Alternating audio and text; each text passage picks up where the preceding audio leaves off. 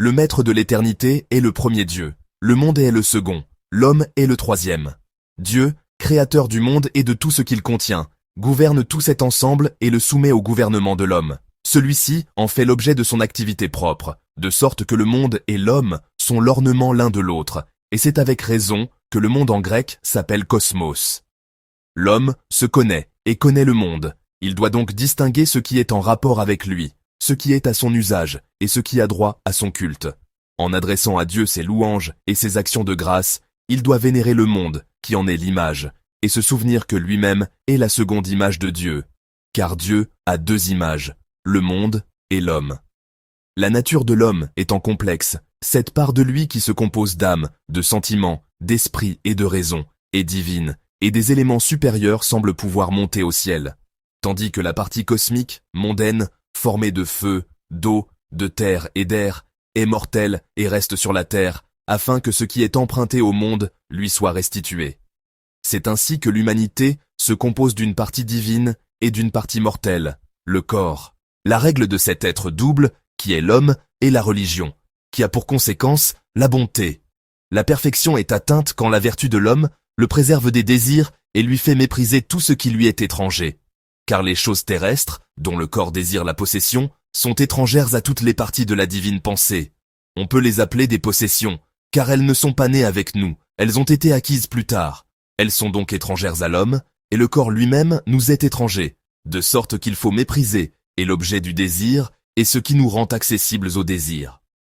Donner à la raison la direction de l'âme, tel est le devoir de l'homme, afin que la contemplation du divin lui fasse prendre en mépris et en dédain cette partie mortelle qui lui a été unie pour la conservation du monde inférieur.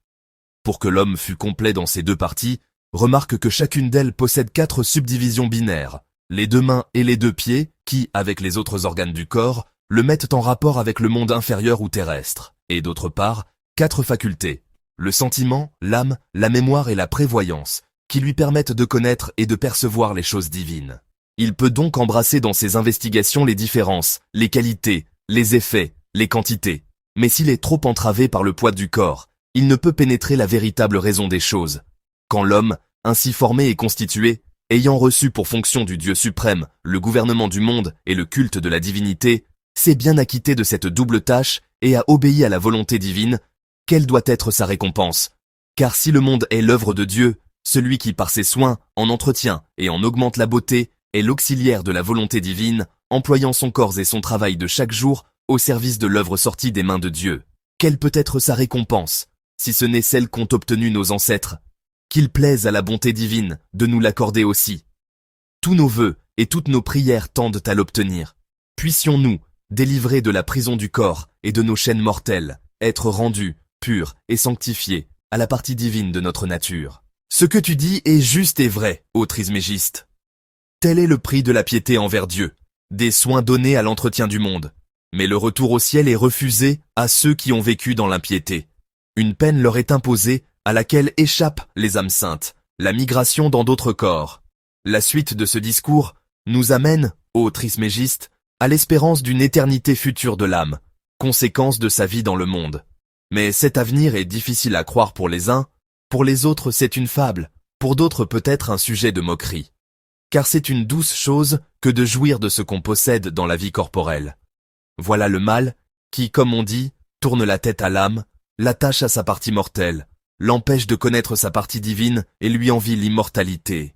Car, je te le dis par une inspiration prophétique, nul après nous ne choisira la voie simple de la philosophie, qui est tout entière dans l'application à la connaissance du divin et dans la sainte religion.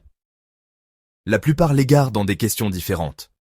Comment donc y rattache-t-il une philosophie qui ne doit pas y être comprise, ou comment y mêle-t-il des questions diverses?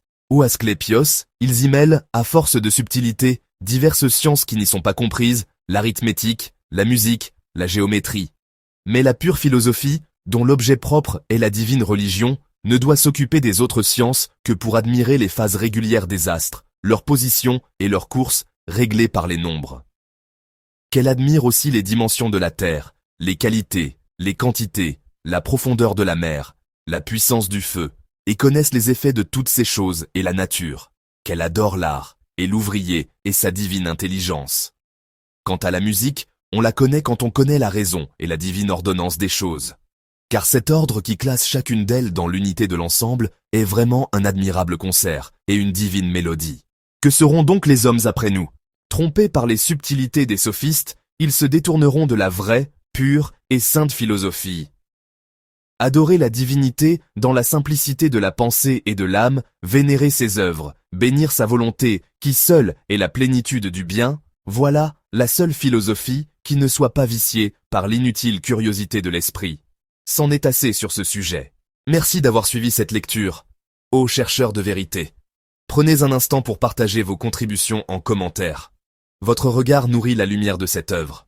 Pensez à vous abonner à la chaîne Monde Messie et à activer la cloche pour ne manquer aucune nouvelle révélation des textes sacrés et initiatiques. À très bientôt pour la suite de cette exploration spirituelle. Paix, sagesse et lumière sur votre chemin.